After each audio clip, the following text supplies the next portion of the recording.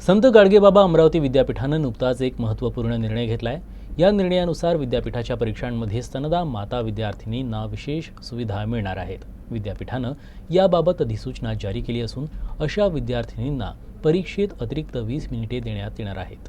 संत गाडगेबाबा अमरावती विद्यापीठातर्फे जारी अधिसूचनेनुसार ज्या माता आपल्या बाळांना स्तनपान करतात अशा विद्यार्थिनींना परीक्षेदरम्यान काही प्रमाणात अतिरिक्त वेळ आणि आवश्यक सुविधा पुरवल्या जाणार आहेत। नियमानुसार परीक्षा सुरू झाल्यानंतर 1 तासानं इतर विद्यार्थ्यांना ज्याप्रमाणे खोली सोडण्याची परवानगी दिल्या जाते त्याचप्रमाणे स्तनदा मातांना त्यांच्या बाळाला स्तनपान करण्यासाठी काही वेळ खोली सोडता येणार आहे।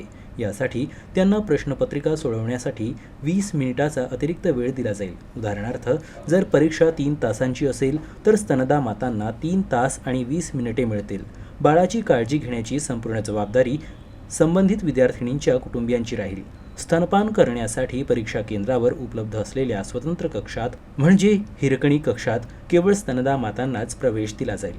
मात्र बाळासाठी आवश्यक असलेल्या साहित्याव्यतिरिक्त इतर कोणतीही आक्षेपार्ह वस्तू कक्षात आणण्यास मनाई असेल।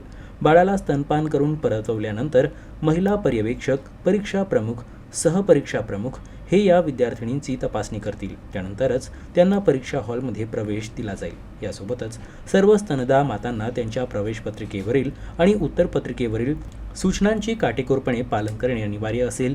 ही सुविधा केवळ ज्यांच्या बाळांचे वय 6 महिन्यांपेक्षा कमी आहे अशाच स्तनदा माता विद्यार्थिनींना या सुविधा उपलब्ध करून दिल्या जातील। मात्र सुविधेचा लाभ घेण्यासाठी मातांना बाळाचे जन्म प्रमाणपत्र सादर करणे बंधनकारक असेल।